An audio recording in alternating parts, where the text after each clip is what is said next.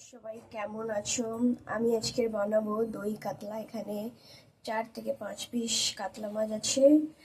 আর এই দই কাতলা বানানোর জন্য আমি পেঁয়াজ, কাঁচা লঙ্কা পেস্ট করে নিয়েছি। এই যে টক দই, বেশি দই মানে টক না, ঠিক ঠিক। আর এখানে আছে গরম মশলা মানে দালচিনি, এলাইচি, জিরে, তেজপাতা আর কিশমিশ। এই কিশমিশটা আমি তেলের মধ্যে হালকা ফ্রাই করে নেবো। এই দেখো বন্ধুরা, কিশমিশ সুন্দর ফুলে গেছে কড়ার মধ্যে যেতে। এটা ভাজা হয়ে গেছে, এবার নামিয়ে দেবো আমি এখানে সর্ষে তেল দিয়ে দিচ্ছি মাছটা ভাজার জন্যে। সর্ষে তেল গরম হয়ে গেছে, আমি মাছ দিয়ে দেবো। মাছ দিয়ে দিয়েছি বন্ধুরা, ভালো করে ভেজে দেবো। এই যে আমার মাছ ভাজা হয়ে গেছে, আমি আবার এই কড়ার মধ্যে যেই মশলাটা ছিল গোটা এর মধ্যে দিয়ে দিলাম তেলের মধ্যে। একটু শুকনো লঙ্কা দিয়ে দিলাম। আমার পেঁয়াজের যে পেস্টটা ছিল এটাও দিয়ে দেবো।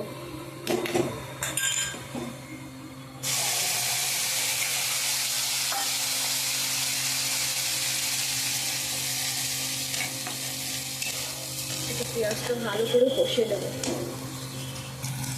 এই দেখো বন্ধুরা, পেঁয়াজটা ভালো করে ভেজে নিয়েছি, নাহলে পেঁয়াজটা না ভাজলে কাঁচা কাঁচা গন্ধ বেরোয়। আমি এর মধ্যে দিয়ে দেবো রসুন বাটা, একটু আদা বাটা। আদা রসুন আমি তো বেটেই রেখে দিই, ফটাফট কিছু রান্না করতে গিয়ে তখন হয়ে যায়। এই টক দইটার মধ্যে বন্ধুরা একটু সামান্য হলুদ দেবো, এই গুঁড়ো লঙ্কা, জিরে, ধনে, অল্প ধনে, এটা তারপরটা মিশিয়ে নেবো।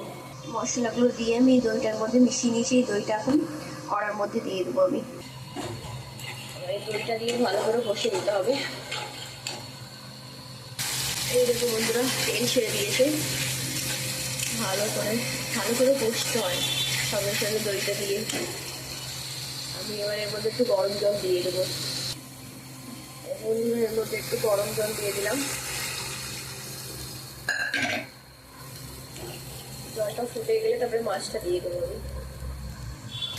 আমি এর মধ্যে আবার মাছগুলো দিয়ে দেবো সবকটা।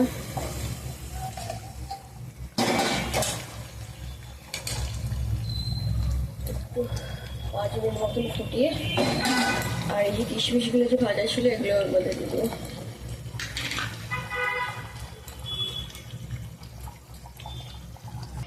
আমার দই কাতলা বন্ধুরা রেডি হয়ে গেছে। আর কমেন্ট করে জানাবে তোমরা আমার দই কাতলা কেমন লাগছে দেখতে, আর তোমরা কে কে ভালোবাসো দই কাতলা খেতে। আর আমি রান্না করতে করতে আমার নিজের জন্য আমি একটু পুরটা সেদ্ধ করে নিয়েছি, লেবুটা চিপে বসে বসে খাবো। চলো বন্ধুরা, গুড নাইট সবাইকে, বাই।